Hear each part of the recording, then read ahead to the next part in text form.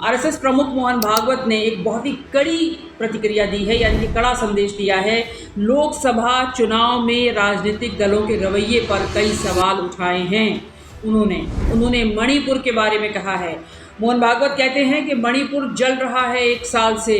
वहाँ पर जो कला शुरू हुई है वो 10 साल में नहीं थी, और ये जिस तरह से ये कला शुरू हुई या उपजी या उपजाई गई, क्या इसको कोई जिम्मेदारी किसी की बनती है इसको रोकने की?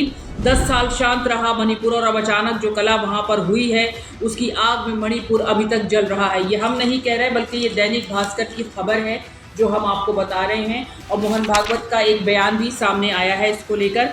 इस पर उन्होंने कहा है कि त्राही त्राही कर रहा है मणिपुर, इस पर कौन ध्यान देगा? प्राथमिकता देकर उसका विचार करना ये कर्तव्य है। तो ये उन्होंने कहा है। 200 से ज़्यादा मौतें मणिपुर में हो चुकी हैं, 50,000 से ज़्यादा घर जल चुके हैं मणिपुर में। मोहन भागवत पीएम मोदी पर इशारा कर रहे हैं, इसलिए क्योंकि मोदी नहीं गए मणिपुर, वहाँ पर जाकर उन्होंने हालचाल नहीं पूछा, जिसको लेकर विपक्ष भी लगातार सवाल उठाता रहा है। और अब मोहन भागवत ये बात कह रहे हैं। 1 साल से मणिपुर शांति की राह देख रहा है। उसके पहले 10 साल शांत रहा। पुराना गन कल्चर समाप्त हो गया ऐसा लगा, और अचानक जो कलह वहाँ पर उपज गया या उपजाया गया, उसकी आग में अभी तक जल रहा है, त्राही त्राही कर रहा है। कौन उस पर ध्यान देगा? प्राथमिकता देके उसका विचार करना ये कर्तव्य है। समाज में कितनी बातें आ रही। तो मोहन भागवत ने सीधे सीधे पीएम मोदी पर प्रहार किया है, क्योंकि पीएम मोदी विपक्ष के लाभ कहने पर भी मणिपुर नहीं गए। मणिपुर जलता रहा, रोज हिंसा होती रही, लोग मरते रहे, घर जलते रहे, बेरोजगारी बढ़ती गई, वहाँ पर लाचारी बढ़ती गई, लेकिन पीएम मोदी नहीं गए। तो ये सवाल इसलिए उठ रहा है क्योंकि अभी तक के विपक्ष ही सवाल उठा रहा था। अब अगर मोहन भागवत कह रहे हैं तो आप इसका मायने समझ सकते हैं कि मोहन भागवत आखिर क्यों कह रहे हैं, क्या समझाने की कोशिश कर रहे हैं, क्या संदेश देने की कोशिश कर रहे हैं मोहन भागवत। मोहन भागवत आगे ये भी कहते हैं, इस खबर के बारे में आपको हम बता दें कि चुनाव प्रचार में मर्यादा टूटने का जिक्र करते हुए उन्होंने कहा कि चुनाव में जो कुछ हुआ उस पर विचार करना होगा।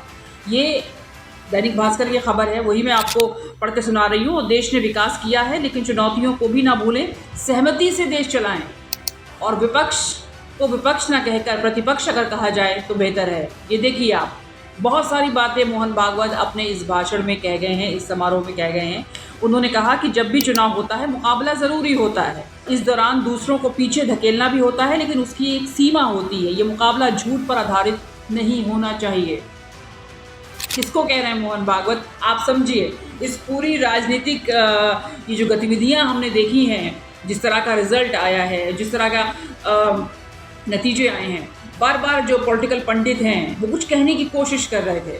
तो क्या संदेश में ये बहुत क्लैरिटी है, संदेश में क्लियर होता है कि मोहन भागवत क्या कहने की कोशिश कर रहे हैं। उन्होंने ये भी कहा है कि ये मुकाबला झूठ पर आधारित नहीं होना चाहिए, इस पर चुनाव ऐसे लड़ा गया जैसे ये युद्ध हो, इस तरह से चुनाव लड़ा गया है, और अनावश्यक रूप से आरएसएस जैसे संगठनों को इसमें शामिल किया गया।